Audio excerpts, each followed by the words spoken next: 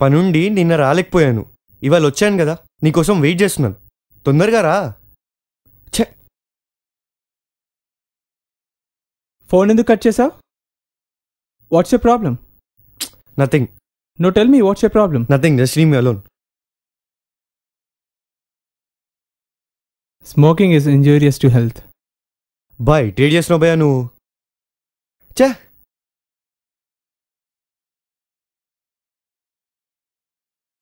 Irritation, ego, కోపం ఈ మూడు కోఆపరేట్ చేస్తేనే లైఫ్లో ఏ ఫీలింగ్ అయినా మొదలయ్యేది. ఆహా, చా అవునా?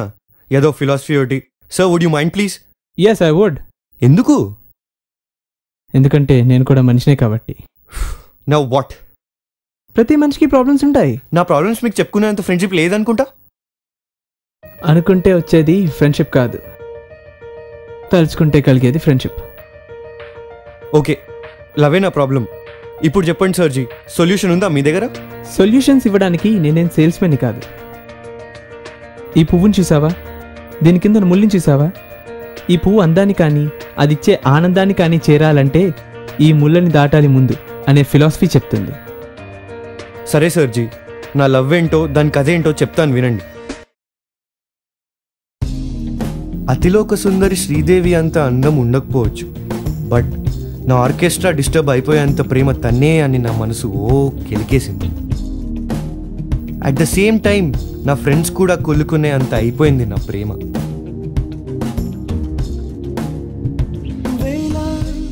My love Geetha first time చూడగానే rest of my life I'm no more single అనిపించింది.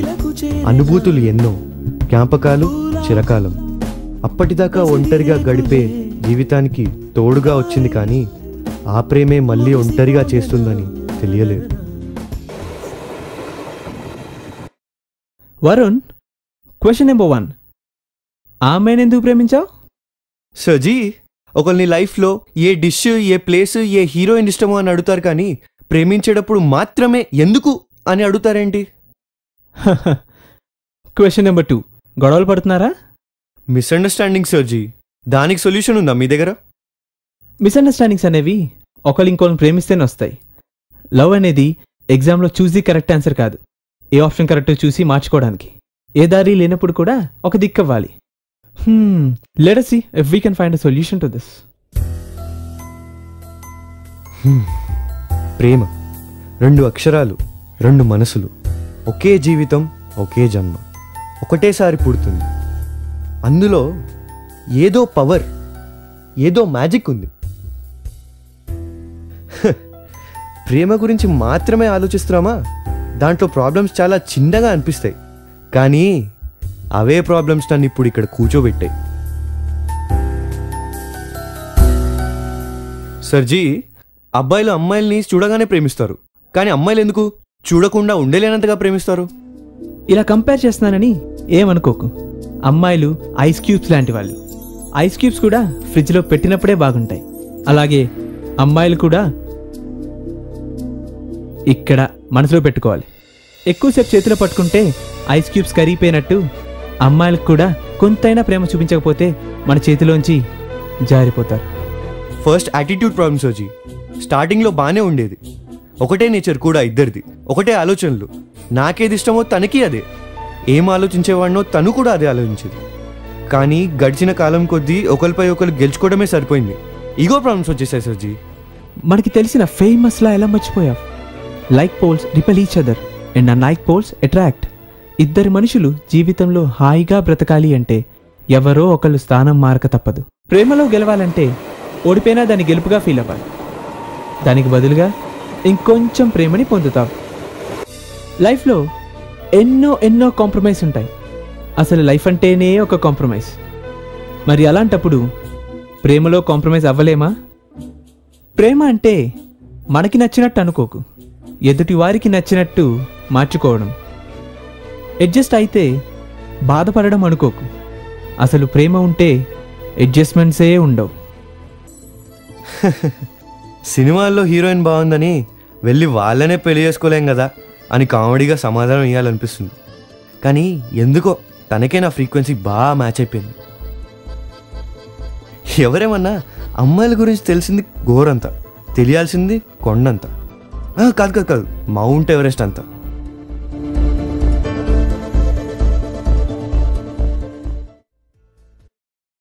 ఇక రెండో ఫ్యాక్టర్ పొజెసివ్నెస్. ఈర్ష్య. ఈర్ష్య కాదు కానీ తెలుగులో ఒక వర్డ్ ఉంటుంది, ఇత్యాదులు. దీనికి ఏం చేయాలి? Wow, major issue. భయంతో పుట్టేదే పొజెసివ్నెస్. మేబీ కూర్చొని డిస్కస్ చేసుకోండి, ఇద్దరిలో ఏమేం ప్రాబ్లమ్స్ ఉన్నాయో, ఏమేమి నచ్చట్లేదు. And have limit in doing things. Show them a practical experience. And maybe ఇంకొంచెం ప్రేమించు. బై ద వే, లవ్లో ఎప్పుడూ నిజాలే చెప్పాలి. అప్పుడు మాత్రమే నిజమైన ప్రేమ ఏంటో తెలుస్తుంది. 100 మంది అమ్మాయిల మధ్యలో ఉన్నా కూడా నా మైండ్, నా మనసు, నా కళ్ళు నిన్నే వెతుకుతాయని నీకు తెలీదా? సరే, ఈరోజు నుంచి భావి భారత స్త్రీలందరూ నా చెల్లెళ్ళే, ఆఖరికి అమ్మమ్మలు కూడా.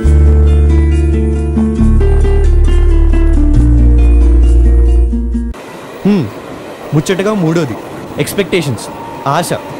ఏదో కావాలని, లేకపోతే చెప్పకుండానే చేసేస్తానని ఆశ. పేరెంట్స్ని ఇంత ప్రేమిస్తాం, ఇంకా అమ్మాయిని చేయలేమా అనిపిస్తుంది. కానీ పేరెంట్స్ ఇచ్చే ప్రేమలో ఎలాంటి ఎక్స్పెక్టేషన్స్ ఉండవు. కానీ ప్రేమించే అమ్మాయిలో ప్రేమతో పాటు ఇంకెన్నో ఆశిస్తాం. అవన్నీ బ్యాలెన్స్ చేయలేం. లైఫ్లో అన్ని ఎక్స్పెక్టేషన్స్ రీచ్ అవుతూ లైఫ్ లాంగ్ మనల్ని ప్రేమించే అమ్మాయి కావాలని కోరుకుంటాం. తప్పేం లేదు. కానీ అలా కోరుకుంటూ కోరుకుంటూ నిజమైన ప్రేమని కోల్పోతున్నాం.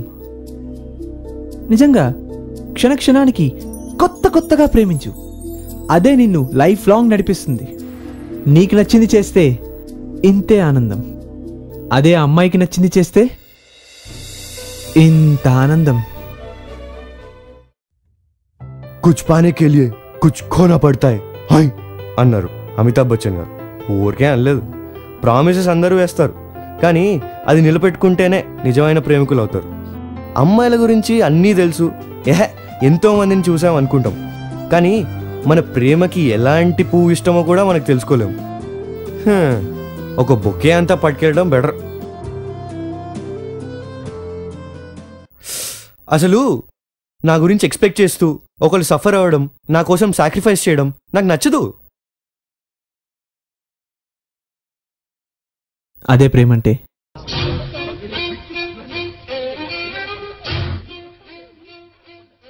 ప్రేమంటే ఏంటో తెలియనప్పుడే ఇద్దరు దగ్గర అవుతారు. కానీ ప్రేమంటే ఏంటో తెలిసే టైంకి ఆ ఇద్దరు దూరమైపోవచ్చు. నా ప్రేమ సంజన, నా నవ్వుకి, నా మనసుకి అసలు నాకే అర్థం. తను ఒక మనిషి మీద ప్రేమ పుట్టింది అంటే దాని ముగింపు మన అంతంతోనే అని చెప్పేది.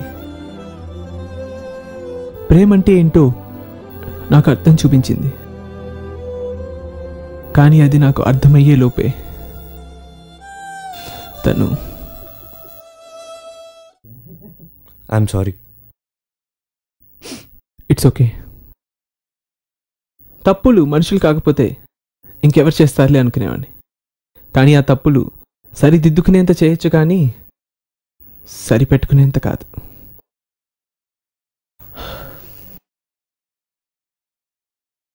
ఫైనల్గా ఒక్క మాట, 100 ఏళ్ళు మంచి జరుగుతుంది అనుకుంటే కొన్ని క్షణాలు బాధ భరించడమే మంచిది. Anyways, I'm Deepak Chopra, psychiatrist.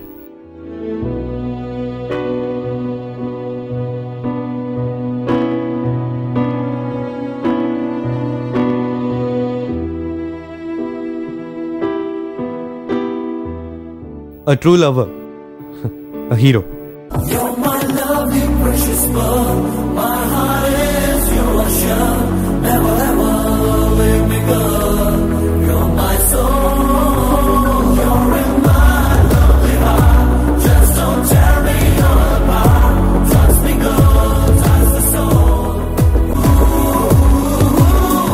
చూశారుగా, ప్రేమలో ప్రేమ మాత్రమే ఉండదు, దాని జ్ఞాపకాలు, దానికి సంబంధించిన కారణాలు చాలా ఉంటాయి.